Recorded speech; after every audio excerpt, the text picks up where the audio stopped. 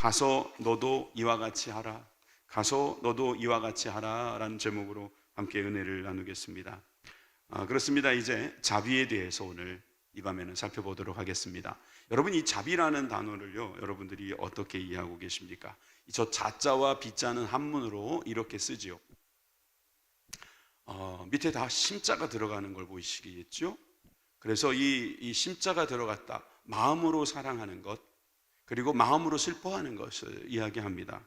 그러니까 이런 말이죠. 마음으로 사랑하고 마음으로 함께 슬퍼하는 것이 자비다라고 합니다. 한 종교가 이걸 굉장히 강조하죠. 대자, 대비 이러면서.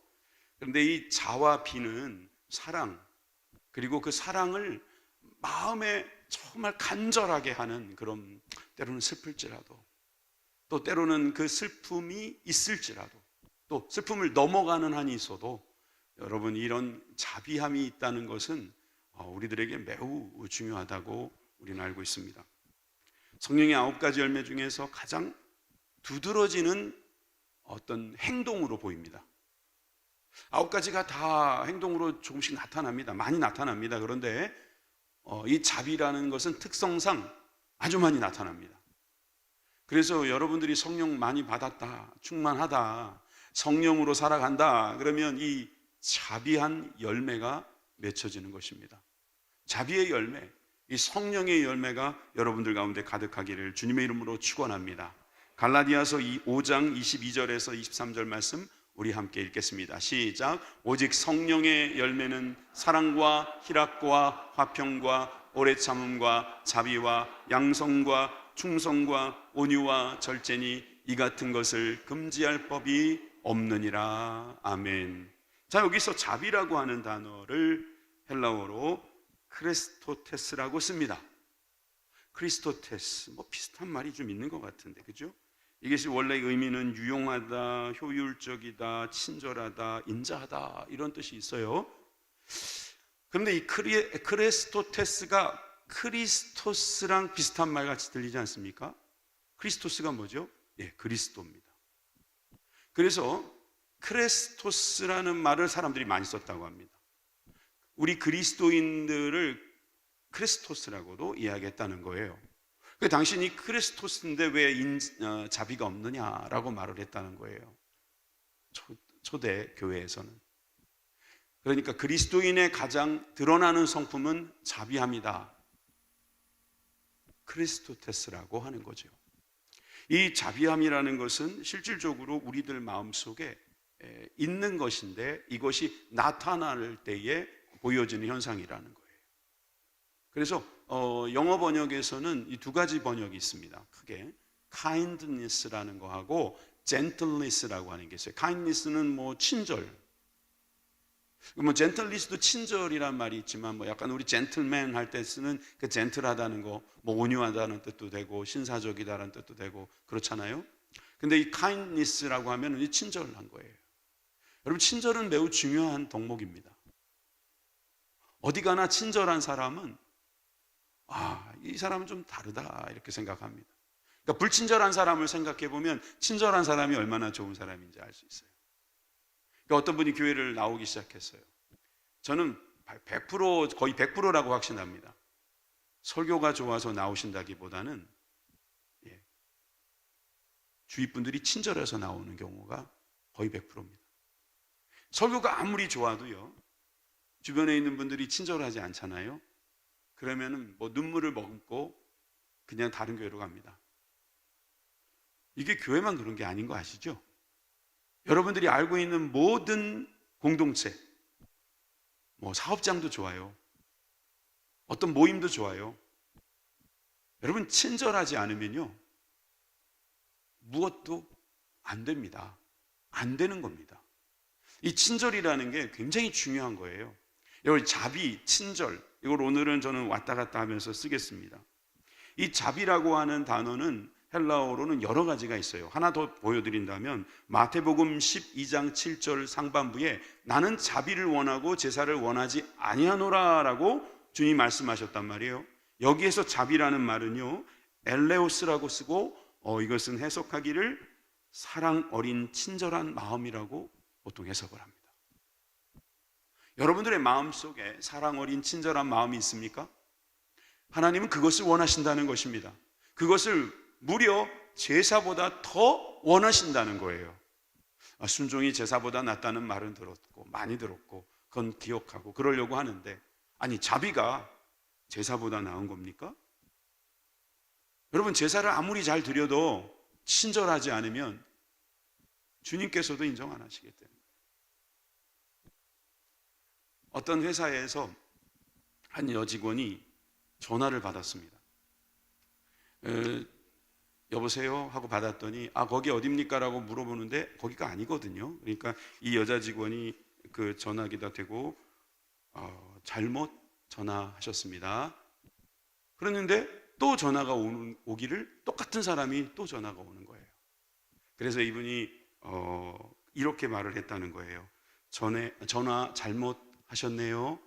편안한 밤 되세요. 라고. 근데 저녁인데 몸도 피곤할 텐데 그렇게 이야기를 했대요. 그런데 또 전화가 왔을까요? 안 왔을까요?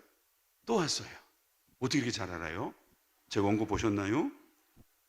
그런데 여기에다가 이 여직원이 뭐라고 말하냐면 그러면 전화번호를 한번 확인하시고 다시 전화하시면 어떨까요? 좋은 밤 되세요. 하고 끊은 거예요. 그런데 또 전화벨이 울렸어요. 그럼 어떻게 해야 돼요? 안 받거나 좀 똑바로 전화하세요 막 이럴 수 있잖아요. 그런데 이 아가씨가 뭐라고 전화하냐 하면은 자꾸 목소리를 들으니 반갑습니다. 뭐 이런 분이 다 있어, 그죠? 저희 회사는 파이프를 생산하는 회사입니다. 파이프가 필요하시다면 이 전화번호를 기억하셨다가 꼭 전화 주세요. 좋은 밤 되세요. 하고 끊었습니다.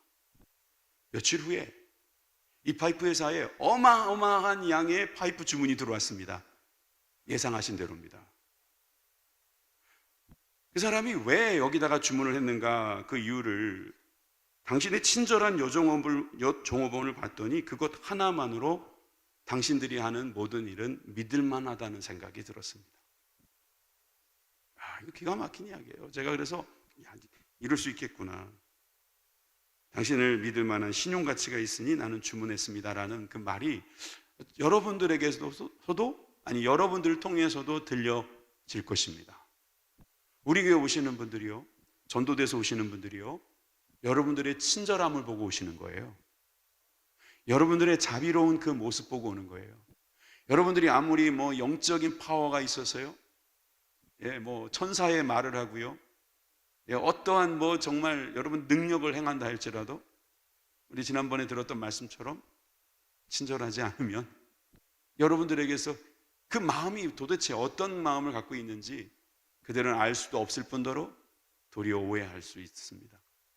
여러분, 이 자비라고 하는 거, 이게 만만한 일이 사실 아닙니다. 여러분들이 생각하는 것처럼 그냥 조금 친절하면 되겠지. 아니요. 이제 내일 새벽에도 우리가 듣겠지만 그게 말처럼 쉬운 게 아닙니다. 여러분, 신명기 4장 31절에 보면 이 자비는 하나님의 성품임을 알 수 있어요. 내 하나님 여호와는 자비하신 하나님이심이니라. 그가 너를 버리지 아니하며 너를 멸하지 아니하며 내 조상들에게 맹세하신 언약을 잊지 아니하시리라. 우리 하나님은 자비하셔서 버리지도 멸하지도 잊지도 않으시겠대요. 여러분, 우리가 누군가를 버리지도 않고 멸한다는 말은 좀 이상하네요. 무시하지도 않고 우리가 그 사람의 어떤 여러 가지를 잊지 않으면서 고마워하면서 그에게 정말 친절을 베풀고 그에게 뭔가 내 마음을 전할 수 있다면 그 사람은 하나님의 성품을 받은 거예요. 성령의 9가지 열매는 대부분, 전부가 하나님의 성품이에요. 성령님께서 나오는 거니까 성령님의 성품이죠. 성령님께서 우리들에게 주시는 거예요. 그러니까 여러분, 이것을 받으실 수 있기를 바랍니다. 이거는 나는 못해. 나는 친절하고는 나는 담을 쌌어. 나는 자비로운 마음이 없어. 나는 말하는 것도 약간 퉁명스럽고 말 길게 하는 거 싫어. 그냥 기면 기고 아니면 아닌 거지. 나는 알싸해. 뒤끝 없어. 나한테 너무 많은 걸 원하지 마. 그러지 마시고요. 오늘 내가 성령의 열매가 자비라고 한다면 이거 한번 나도 사모해야 되겠다. 하나님 나에게도 이런 자비하심을 주십시오. 왜냐하면 하나님의 자비하심이 내가 버림당하지 않았다는 겁니다. 하나님의 자비하심 때문에 나를 멸하지 아니하셨다는 거예요. 하나님이 자비하지 않으셨으면 그 언약에 대해서 주님 무시하셨을 거라는 거죠. 그러니까 하나님의 그 자비하심을 본받는 자가 되기를 간절히 소망합니다. 오늘 설교는 사실 이 자비하심에 대하여 강조한 나머지 어떻게 하면 자비할 수 있을까? 거기까지 갈 수 있을 것 같아요. 여러분이 이 자비함에 대하여 우리가 제대로 알기 위해서는 우리가 생각하는 참 이 마귀들의 전략도 알아야 합니다. 여러분들이 잘 아는 C.S. 루이스라는 분이 계시는데요. 이 C.S. 루이스는 재미있는 책을 많이 썼어요. 그 중에 하나가 스크루테이프의 편지라는 글입니다. 이 스크루테이프의 편지는 C.S. 루이스가 소설처럼 썼어요. 그런데 그 내용을 읽어보면 소설처럼 쓰여졌지만 성경에 있는 내용에 잘 녹아 있어요. 그리고 형태는 편지입니다. 그리고 내용은 대부분 이렇습니다. 마귀들이 서로 편지를 주고받는 내용이에요. 그리고 선배 마귀가 후배 마귀에게 가르쳐주는 내용입니다. 그 중에 한 가지 내용입니다. 저게 제일 좋은 방법은, 다시 말해서 이 그리스도인들을 넘어뜨리고 이들을 멸망의 길로 가게 하는 가장 좋은 방법은 매일 만나는 이웃들에게 악의를 품게 하면서 멀리 떨어져 있는 미지의 사람들에게는 선의를 갖게 하는 거지. 그러면 악의는 완전히 실제적인 게 되고 선의는 주로 상상의 차원에 머무르게 될 거거든. 아프리카 난민들은 사랑해요. 저 전쟁터에 죽어가는 사람들은 불쌍히 여겨요. 그런데 자기 남편에게는 그런 마음이 없다. 이게 마귀의 전략이에요. 마귀는 가까운 데에는 악의를, 멀리 있는 곳에는 선의를 베푸는 것처럼 해서 착각하게 만드는 능력이 있다는 것입니다. 그러니까 여러분, 우리가 자비에 있어서 우리가 특정 대상을 굳이 뽑는다면 가까운 데서부터 봐야 합니다. 친절한 사람은 가까운 사람에게 먼저 친절한 것입니다. 교회에 와서 성도들 사이에는 친절한 분으로 알려져 있는데 집에 갔더니 친절하지 않다. 회개하시기 바랍니다. 그건 회개가 필요한 것입니다. 기분 나쁘다 말하지 마세요. 누구나 다 그럴 수 있어요. 왜 그러냐면 너무 편하니까, 너무 다 알 것 같고 왜 반복되는 거니까 불친절할 가능성이 높아요. 그래서 하나님은 자비하라는 거예요. 여러분, 이 자비에 대해서 우리가 잘 모르면은 여러분들이 많은 손해를 볼 수 있습니다. 출애굽기 34장 6절에 보시면 여호와께서 그 앞으로 지나시며 선포하시되 여호와라 여호와라 자비롭고 은혜롭고 노하기를 더디하고 인자와 진실이 많은 하나님이라. 하나님께서는 자비로운 분이신데 은혜롭고 노하기를 더디하시는 하나님이라는 말씀입니다. 우리가 이 출애굽을 통해서 우리가 가나안으로 들어가며 또 하나님이 약속의 땅으로 들어가는 이 과정 속에서 하나님은 자비로우신 분이므로 그 자비로운 길을 열어주십니다. 여러분, 이 자비롭다라고 하는 것을 우리가 하나님의 성품으로 본다는 것은 하나님을 흉내내면 되는 거예요. 그리고 하나님의 말씀 속에서 그것을 캐내면 되는 거예요. 그리고 여기에서의 어떤 습관과 훈련은 필요한 것입니다. 여러분들이 어떤 생각만 전환해도 이것이 가능해진다는 걸 볼 수 있어요. 새벽 기도회를 마치고 집에 가서 갑자기, 전 잘 안 보는데 CBS를 틀었습니다. CBS를 틀었더니 지난번에 제가 여러분들에게 소개했던 나태주 시인이 나오는 거예요. 이 나태주 시인이, 내가 크리스찬이라고 말씀드렸는데 정말 TV에서 나오니까 반갑더라고요. 그래서 좀 더 들었어요.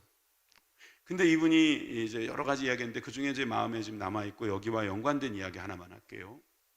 이분이 죽을 수밖에 없었던 그런 상황이 벌어졌답니다. 10만 분의 1이라는 생존율을 뚫고 살았다는 이야기를 하더라고요. 간증을 하더라고요. 그런데 이분이 그렇게 살고 나서 하는 이야기가 뭐냐면 사람들에게 이런 이야기를 들었다는 거예요. 살아주셔서 감사합니다. 책도 썼답니다. 살아주셔서 감사합니다. 출판사에 갖다 맡겼더니 그 출판사의 관계자가 그러더랍니다. 이건 어법이 틀렸는데요, 살아주셔서 감사합니다 보다는 살려주셔서 감사합니다, 이게 맞지 않습니까? 이분이 잘 모르시는 것 같더라는 거죠. 이게 감사한 것도 나고, 만약에 살려주신 것도 만약에 나라면, 사실은 이게 어떻게 보면 우리들한테 큰 변화가 없다는 거예요. 이렇게 말하니까 어렵죠. 근데 제가 이렇게 그분이 이렇게 말하니까 이해가 바로 되더라고요. 여러분들이 맛있는 거를 먹었다고 해요. 그러면 누군가가 그걸 사줬어요. 그러면 이렇게 말할 수 있잖아요. 이건 어법도 좀 이상한데, 먹여 주셔서 감사합니다. 그렇게 하는 게 정상이죠. 근데 아까대로 말한다면 먹어주셔서 감사합니다라는 거예요. 살아주셔서 감사합니다라는 말은 먹어주셔서 감사합니다라는 거죠. 만약에 이 세상이, 그분이 그런 표현을 쓰는 거예요, 만약에 이 세상이 먹어주셔서 감사합니다라고 살면은 이 세상 아름답지 않겠냐는 거예요. 먹어주셔서 감사합니다. 아니, 먹어준 게 뭐가 감사해요? 먹여주니까 감사해야지. 내가 사주는 것도 고마운 것을 그쪽에서 알아줘야 되는 거 아니냐 이거죠. 근데 내 마음에서 누군가가 같이 먹어주고, 내가 사주는 선의를 받아주고, 내가 외롭지 않게 먹게 되고, 그로 인해서 서로 가까워진다면 나는 그게 고마워서 먹어줘서 고맙습니다 라고 말하면은 그런 사람들이 싸우겠어요? 그런 사람들이 서로 헐뜯겠어요? 그런 사람이 서로 정말 안 만나려고 하겠습니까? 먹어주셔서 감사합니다. 살아주셔서 감사합니다. 여러분, 이것은 굉장히 젠틀한 거예요. 이것은 정말 자비와 친절한 말이잖아요. 당연히 먹여줘서 살려줘서 감사하다고 말해야 되는 상황에 있는 사람이, 살려준 사람에게서 살아줘서 고맙다. 저도 미국에서 공부하다가 그 학교에서 배운 거예요. 학교에서 뭐라 그러냐면 문을 열어주라는 거예요. 그 학교는 이제 굉장히 실천적인 게 강했어요. 그래서 이제 미국에는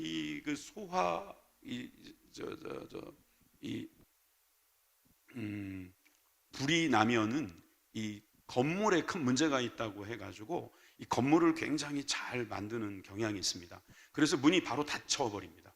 굉장히 스프링 힘이 좋아요.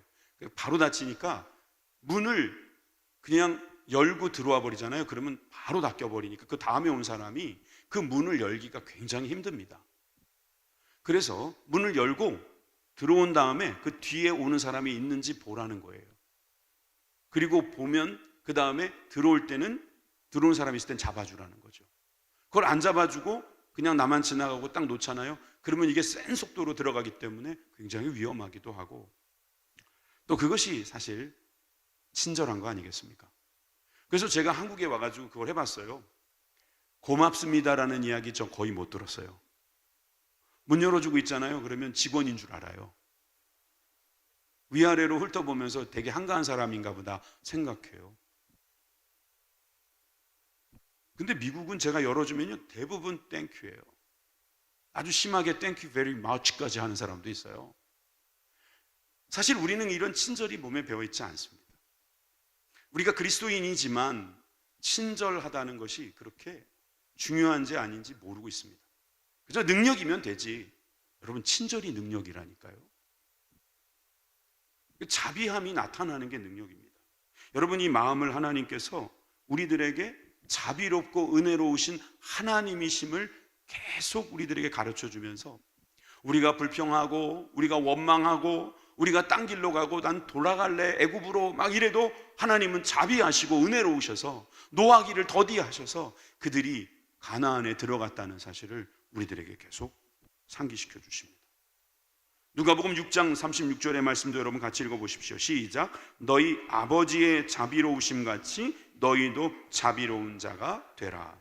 보세요. 아버지의 자비로우심, 우리 하나님의 자비로우심이 우리를 구원하셨다는 거죠. 그러니까 우리가 성령의 9가지 열매 중에 첫 번째 사랑하고 자비는 비슷한 듯 하면서도 다른 거예요. 사랑하는 마음이 있는데 자비로운 또한 행동까지 있어야 이게 진짜 성령의 사람이요 성령의 열매라고 말할 수 있다는 거죠. 왜? 하나님은 바로 자비로우신 하나님이시기 때문에 그 사랑 많으신, 아니 사랑이신 하나님께서 자비로움으로 우리에게 요구하십니다. 너희들도 자비로운 자가 되어주렴. 골로새서 3장 12절에도 보니까 그러므로 너희는 하나님이 택하사 거룩하고 사랑받은 자처럼 긍휼과 자비와 겸손과 온유와 오래 참으로 옷 입고, 간단하게 자비만 보면 자비라는 옷을 입어라 이 말이에요. 이 개념 제가 다시 한번 이야기합니다. 성경에서 옷 입는다라는 말이 나오면요, 그런 척 하라는 거예요. 처음에 나는요 자비롭지 않아요. 그런데 자비로운 척 해보라는 겁니다. 마치 옷 입은 것처럼요. 제가 신사가 아닌데 신사복을 입으면 신사가 되는 거예요. 신사예요. 제가 신사가 아니라고 누가 말하겠어요? 신사복을 입었는데. 물론 아닐 수 있죠. 행동을 엉망으로 하면. 그런데 제가 군복을 입었어요. 그럼 군인인 거예요. 제가 가운을 입었어요. 그럼 의사인 거예요.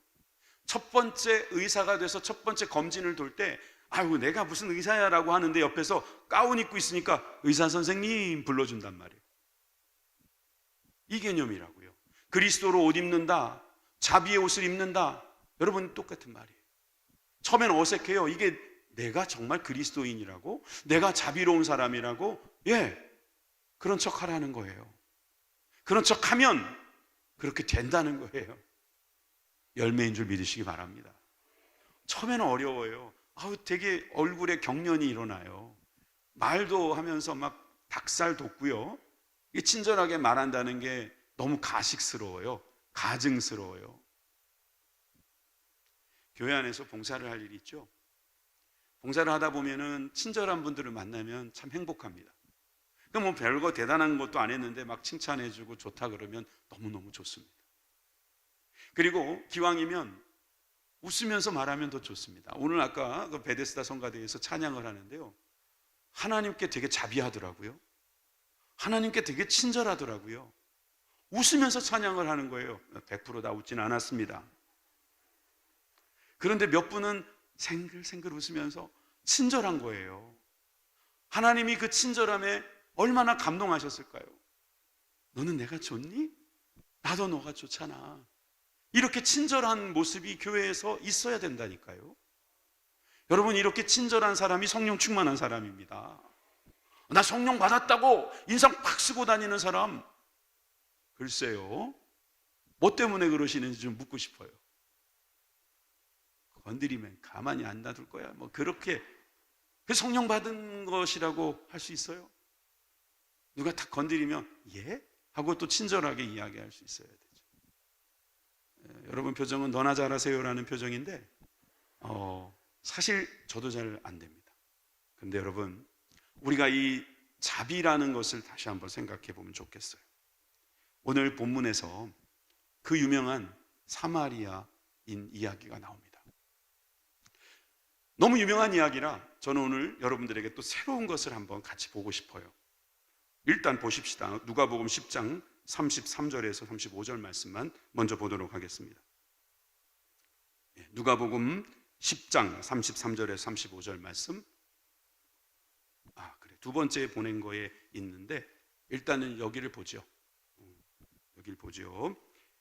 여기 보시면 자 33절부터 제가 읽을게요. 어떤 사마리아 사람은, 성경 본문은요 선한 사마리아인이 아니에요. 일단 어떤 사마리아 사람인 거예요. 어떤 사람인지 이제부터 알아봅시다.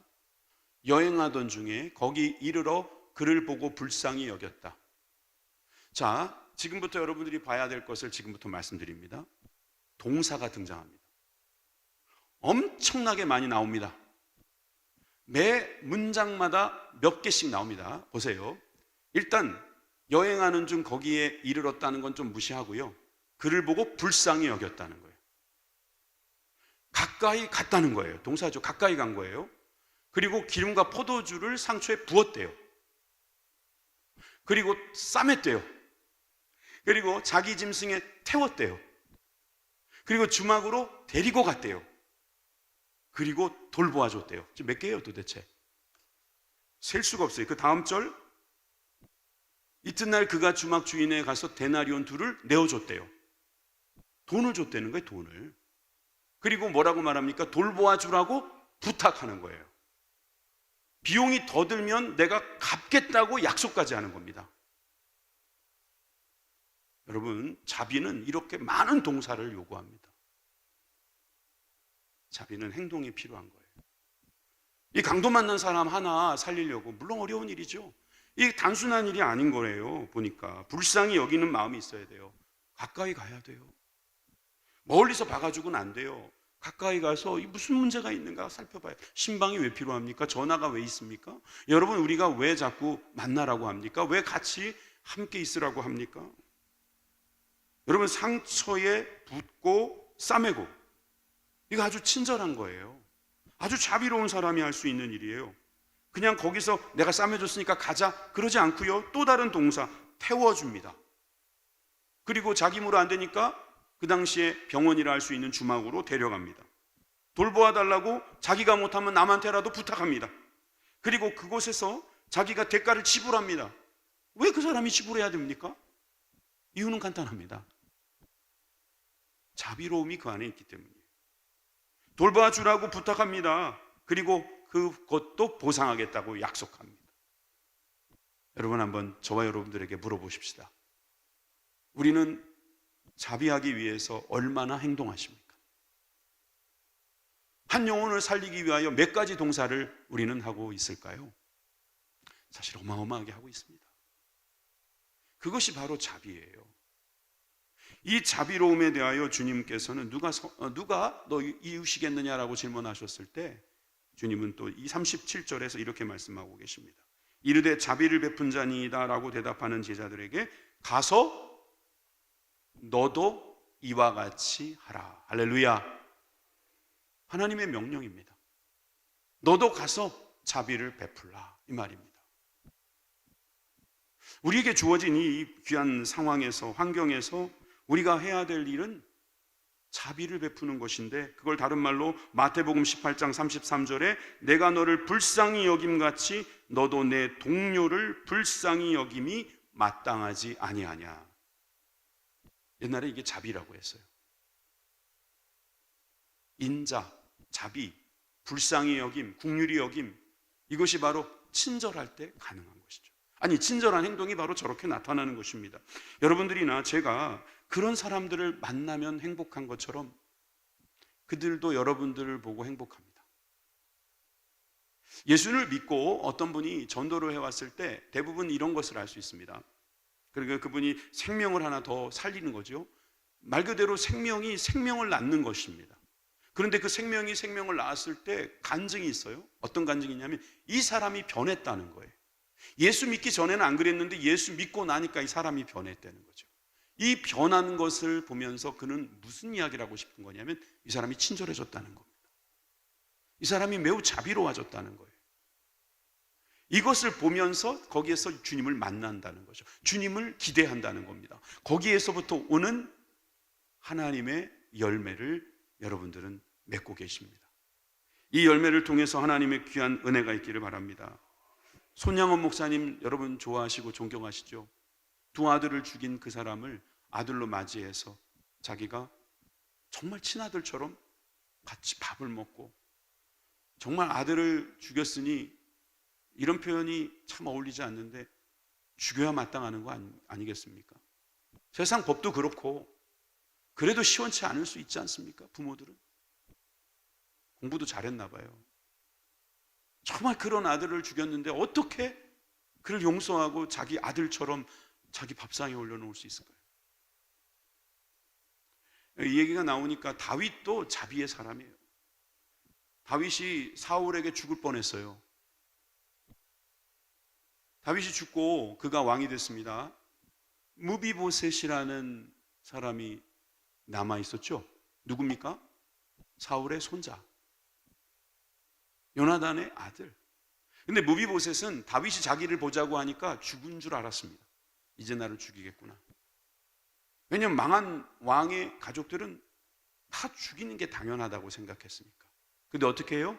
그를 데려다가 같이 밥을 먹습니다. 그는 자비를 알고 있었어요. 그도 사실은 실수가 많았습니다. 그 대표적인 실수가 자기가 총애하는 신하를 죽여가면서 그의 간음죄를 덮으려고 했던 것.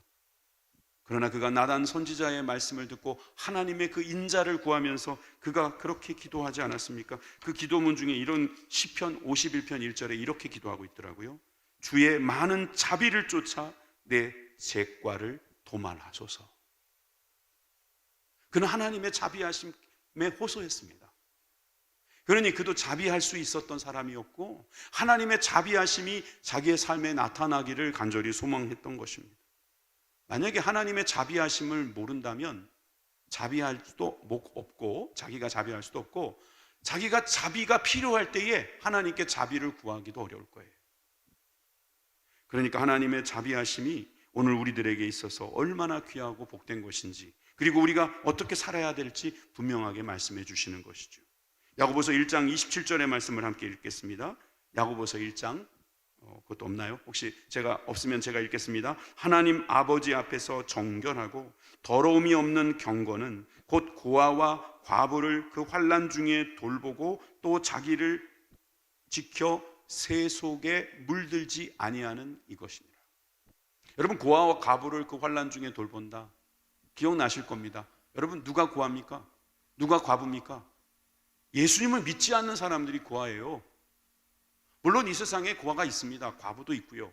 그런데 성경에서 고아와 과부를 이렇게 해석해도 좋아요. 하나님을 모르는 사람, 그러니까 해가 져도 집에 갈 수 없는 사람, 집이 없는 사람, 부모가 없는 사람, 형제가 없는 사람, 남편이 없는 사람, 어디 의지할 데가 없는 사람. 돈이 많으면 뭐합니까? 가서 쉴 곳이 없는데, 건강하면 뭐하겠어요? 같이 사랑할 수 있는 사람이 없는데. 여러분, 이렇게 된다면 결국 우리가 그 자리를 가야 돼요. 우리가 자비함으로 그 자리에 있어야 된다는 것이지요. 여러분들이 그런 자비와 친절을 가지고 이 세상에 나아가시기를 주님의 이름으로 축원합니다. 사실 오늘 새벽 예배처럼 짧게 설교하지 않아도 되기 때문에 제가 여유 있게 하다 보니까 시간이 거의 다 됐어요.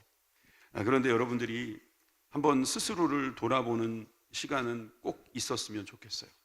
왜냐하면 제가 봐도 이 9가지 열매 중에서 이 자비라는 것은 쉽게 우리가 넘어갈 것 같더라고요. 난 이거 나한테 별로 해당되는 것 같지 않다. 난 이미 친절해. 난 이미 자비하거든. 글쎄요, 우리가 다 자신 없지만, 그래서 성령 받지 않으면 우리는 이거 도저히 못합니다 라고 이미 우리가 선언한 바도 있을지 모르겠지만, 오늘 우리들이 실천할 수 있는 가장 확실한 이 자비, 여러분들이 친절하기 위해서 해야 될 한 가지 샘플을 소개하고 마칠까 합니다. 이건 실제 있었던 일입니다. 1930년 어느 날 상점에서 빵을 한 덩어리 훔쳐서 절도 혐의로 잡힌 사람이 있었습니다.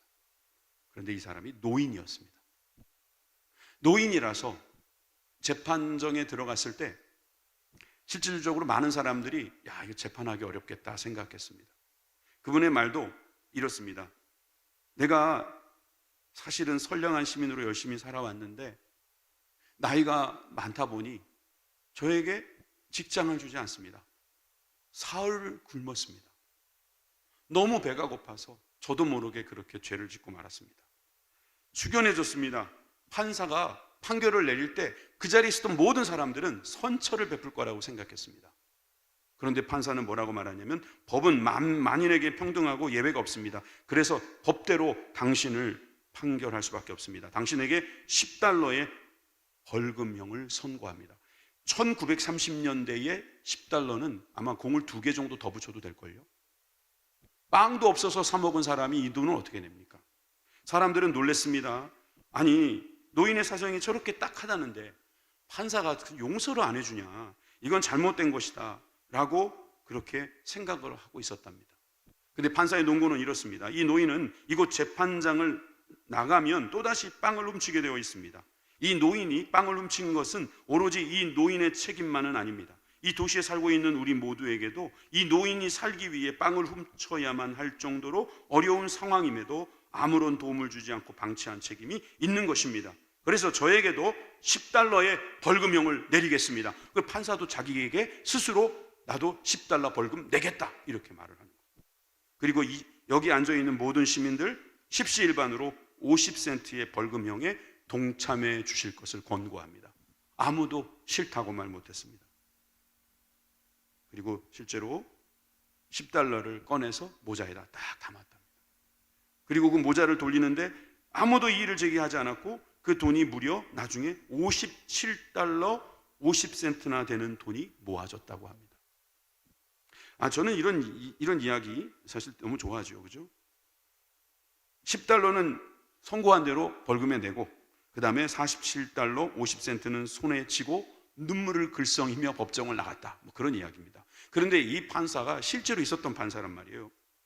피오렐로 라과디아라고 하는 판사가 1933년부터 45년까지 12년 동안 뉴욕 시장을 3번이나 역임을 했고 또 이분이 많은 존경을 받으면서 늘 사람들을 즐겁게 해줘서 리틀 플라워라는 별명까지 얻었답니다. 여러분들이 이분을 만나고 싶다면 공항으로 가면 됩니다. 라과디아 공항이라는 데가 있대요, 뉴욕에. 우리가 뭐 공항 만들고 공항 이름 만드는데 거기에 우리가 쓰임 받고 그런 것까지는 생각도 안 해요. 여러분들이 만나는 사람들은 고아나 과부예요. 그렇게 생각하면 다 불쌍해요. 그리고 그분들의 어떤 배고픔의 책임은 나한테도 있는 거예요. 그렇다면 우리가 열 수 있어요. 지갑도 열 수 있고 마음을 열 수도 있고 그로 인해서 우리는 하나가 되는 거예요. 여러분, 성령의 열매가 개인적일 것 같으세요? 하나님은 하나님조차고 예수님 이 땅에 보낸 게 아니잖아요. 하나님의 자비하심은 우리를 향한 것이기 때문에 우리가 자비하다, 우리가 친절하다는 것은 나 혼자 친절한 사람이다라고 우기는 것이 아니라 누가 봐도 친절한 사람으로 인정받을 수 있어야 됩니다. 그러려면 보는 눈이 달라요. 생각을 달리 해야 돼요. 저 사람은 내가 돌봐줘야 될 사람이다. 나의 사랑이 필요하다. 나의 관심이 필요하다. 이런 생각이 필요한 것입니다. 여러분, 그로 인하여서 우리 모두가 성령의 열매가 맺혀지는 것을 확인하게 될 것입니다. 오늘 이 말씀을 생각하면서 우리 함께 기도할 텐데 먼저 찬양 드리시고 우리 하나님께 기도하시겠습니다.